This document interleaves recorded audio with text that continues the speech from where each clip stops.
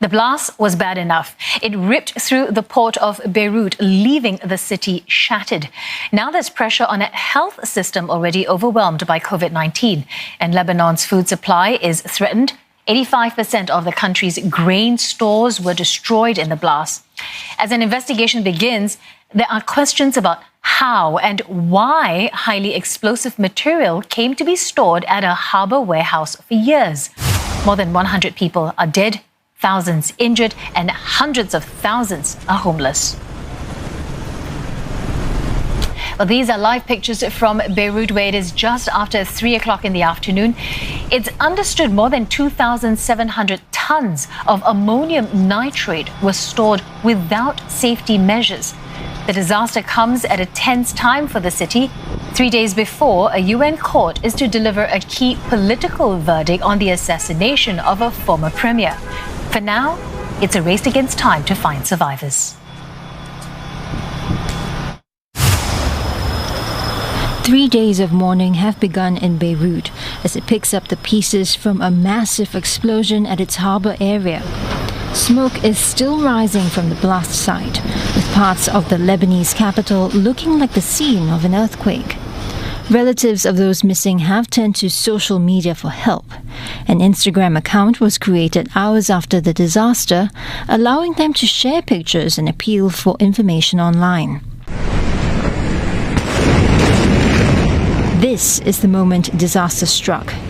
The mushroom-shaped explosion was logged as the equivalent of a 3.3 magnitude earthquake, shattering glass and damaging buildings across the city. إنه يشبه ما حصل باليابان بهيروشيما وناكازاكي. هذا يذكرني ما شفت بحياتي دمار بهالكبر وبهالوسع وبهالنكبة. هيدي نكبة وطنية.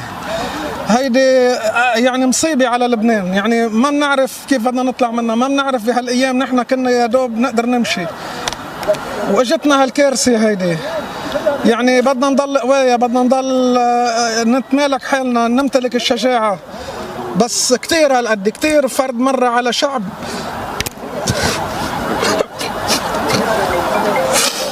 Dozens are dead and many more are believed to be trapped under rubble. تخيل عمره 29 سنة من الساعة 7 ما خلينا مستشفى ببيروت. بتتفيش وهلا بيطلع اسماء، بعد شوي بيطلع اسماء، الا من الساعة 7 لهلا غلطان. لا معروف ميت، لا معروف جريح، وين هو ما بنعرف. The disaster couldn't have come at a worse time for Lebanon. The healthcare system, already overwhelmed by the COVID-19 pandemic, has been pushed to the brink by thousands of patients injured by the blast. Many hospitals have also suffered extensive damage from the explosion. Medical supplies, already in short supply, have been destroyed. عندنا بالقليل شي 300 هلا بالمستشفى، عندنا تقريبا 6 غرف عمليات عم تشتغل شغاله وجايه، يعني بنخلص بيجي فوج اللي بعده، وفي عندنا بالعنايه الفائقه شي 4-5 فاتوا وضعهم صعب، وفي 3 وصلوا متوفيين حاليا. يعني هذا هو الوضع. الطاقم الطبي كله موجود، كل الممرضين والممرضات، كل الاطباء، كل حتى الاداريين، كله جاي، كله عم يشتغل. ما فيها، صار في اضرار ماديه كمان كثيره. وقعوا الصوفيه مثل ما هلا بتشوفوا هون على المدخل، كسر ازاز بغرف المرضى. Fears of food insecurity also on the rise. Lebanon imports up to 80% of its food, which the port played a key role in bringing in. All the grain stored in the port is now gone.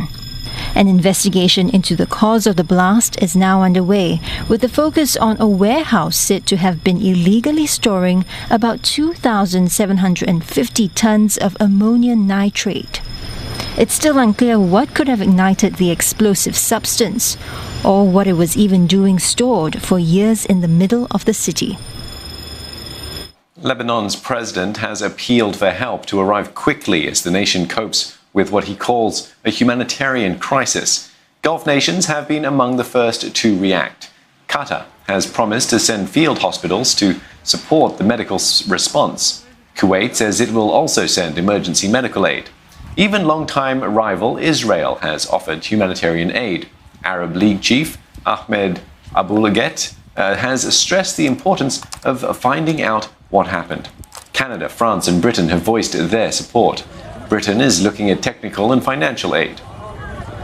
Turkey's Humanitarian Relief Foundation is already on the ground. Members have joined the rescue effort, digging through debris, looking for survivors and recovering bodies. The group has also established a kitchen at a Palestinian refugee camp to deliver food to those in need.